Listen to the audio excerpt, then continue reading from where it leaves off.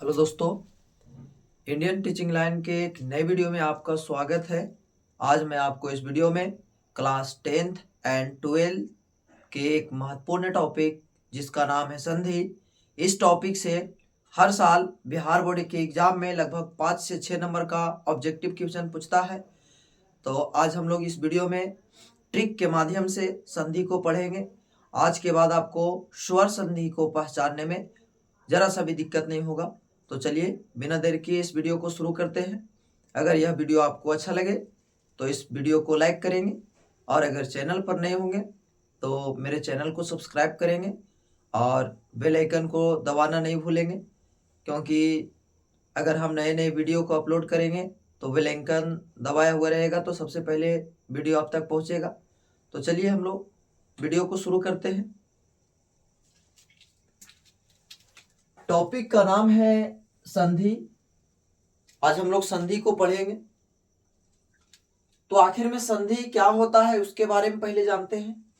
तो लिखा गया है कि दो वर्णों के मेल से जो विकार उत्पन्न होता है उसे संधि कहते हैं। यानी दो वर्णों के मेल से संधि में क्या होता है, तो वर्णों का मेल। तो दो वर्णों के मेल से जो विकार उत्पन्न होता है उसे संधि कहते हैं। दो वर्णों के मेल से जो विकार उत्पन्न होती है उसे संधि कहते हैं। याद हो गया होगा दोस्तों आपको। तो आखिर में समझते हैं कि ये दो वर्णों का मेल किस प्रकार से होता है। आइए हम लोग देखते हैं। लिखा हुआ है 1+1, इसको मिलाने से क्या बनेगा। तो देखिए, का को अगर हम तोड़ेंगे इसको तो ये टूटेगा का प्लस आ, यानी इसके अंत में आ रहा है अ, और ये प्लस का प्लस इसके पास आ रहा है ए। आ और ए जब मिलेगा तो आ और ए मिलकर के बन जाता है ऐ। यानी 1+1 मिलकर के ऐ बन गई, माने आ और ए मिलकर के ऐ बना, तो 1 और 1 मिलकर के बन जाएगा एक। चलिए आगे चलते हैं। ये लिखा हुआ है महा प्लस आत्मा। हा के पास में आ रहा है आ प्लस यहां पर भी है आ, यानी आ और आ को मिलाना है। तो जब आ को आ के साथ मिलाएंगे, यहाँ पे बड़ी मात्रा प्लस बड़ी मात्रा मिल करके बनता है बड़ी मात्रा, यानी महा प्लस आत्मा बनेगा महात्मा। अब हम लोग चलते हैं कि संधि, यहां से ऑब्जेक्टिव क्वेश्चन पूछता है कि संधि के कितने भेद होते हैं। तो याद रखेंगे कि आप लोग संधि के भेद होते हैं 3। पहला का नाम है स्वर संधि, दूसरा का नाम है व्यंजन संधि, और तीसरा का नाम है विसर्ग संधि। पहला का नाम है स्वर संधि, दूसरा का नाम है व्यंजन संधि, और तीसरा का नाम है विसर्ग संधि। याद हो गया होगा आपको। पहला का नाम स्वर संधि, और दूसरा का नाम व्यंजन संधि, और तीसरा का नाम है विसर्ग संधि। उसके आगे इसमें कंफ्यूजन होता है कि जब संधि का भेद कहता है तो लोग 5 मार देते हैं। अब जब स्वर संधि का भेद पूछता है तो 3 मार देते हैं।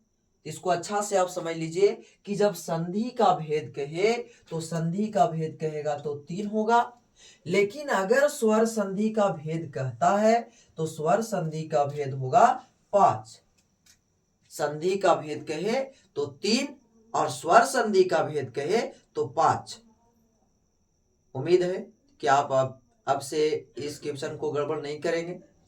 अब मेन टॉपिक स्टार्ट होने जा रहा है, जो कि ट्रिक हम कहे थे आपको। अब स्वर संधि के जब 5 गो भेद होता है वो कौन कौन होता है। तो पहला का नाम है दीर्घ स्वर संधि, दूसरा का नाम है गुण स्वर संधि, और तीसरा का नाम है वृद्धि स्वर संधि, और चौथा का नाम है यन स्वर संधि, और पंचमा का नाम है अयादि स्वर संधि। पहला का नाम है दीर्घ स्वर संधि, दूसरा का नाम है गुण स्वर संधि, और तीसरा का नाम है वृद्धि स्वर संधि, चौथा का नाम है यन स्वर संधि, और पंचमा का नाम है अयादि स्वर संधि।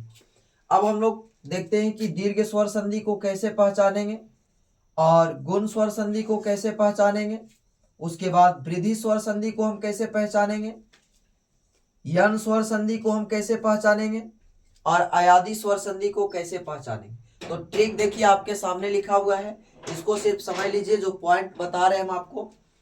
दीर्घ स्वर संधि में आपको सिर्फ याद रखना है बड़ी मात्रा।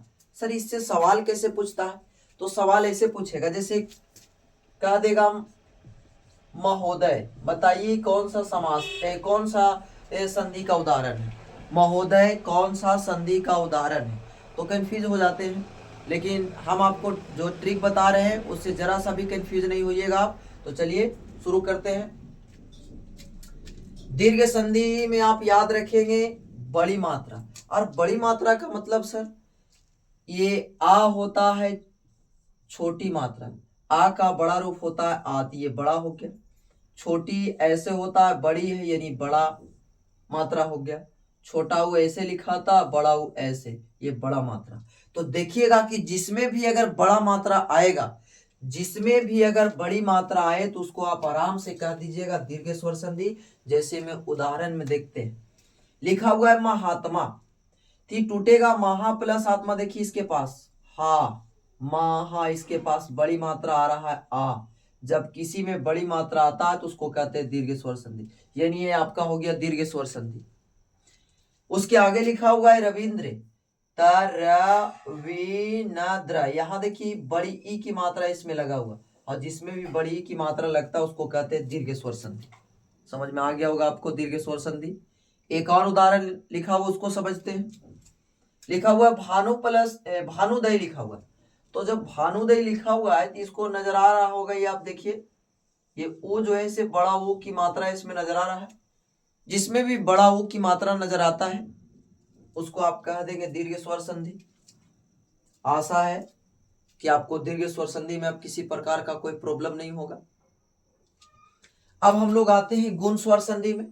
तो गुण स्वर संधि में आपको ऐसे याद रखना है कि चाहे तो ए रहे और चाहे तो ओ रहे, चाहे तो ए रहे चाहे तो ओ रहे, अगर ए और ओ आया तो उसको हम कह देंगे गुण स्वर संधि। उदाहरण देखते हैं, जैसे में लिखा हुआ है देवेश, तो देवेश टूटेगा देव प्लस इसके पास देखिए ए की मात्रा आ रहा है, जिसमें ए की मात्रा आता है उसको कहते हैं हम गुण स्वर संधि। देखिए ए की मात्रा है इसलिए गुण स्वर संधि हो गया।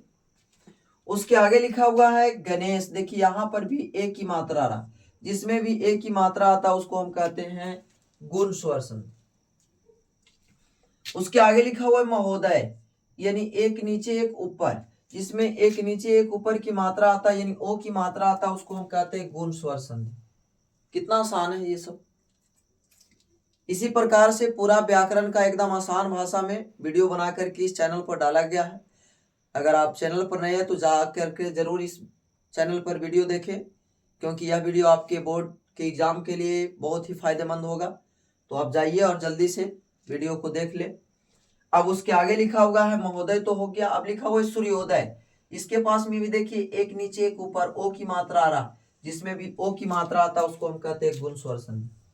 दीर्घ स्वर संधि में बड़ी मात्रा और गुण स्वर संधि में ए चाहे तो ओ की मात्रा। दीर्घ स्वर संधि में बड़ी मात्रा, गुण स्वर संधि में ए चाहे ओ की मात्रा। अब वृद्धि स्वर संधि में बस एक एक बढ़ जाना है, ए है तो यहाँ आए, ओ है तो आओ, यानी जिसमें आय और औ की मात्रा आएगा उसको हम कहेंगे वृद्धि स्वर संधि। जिसमें आय की मात्रा, जिसमें औ की मात्रा आएगा तो उसको हम कहेंगे वृद्धि स्वर संधि।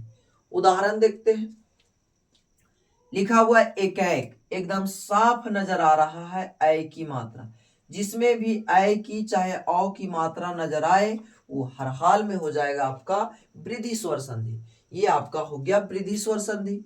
नेक्स्ट देखते हैं, लिखा हुआ है सदैव, सदैव देखिए यहां पर भी ऐ की मात्रा आ रहा है, जिसमें भी ऐ की मात्रा आता है उसको कहते हैं हम वृद्धि स्वर संधि।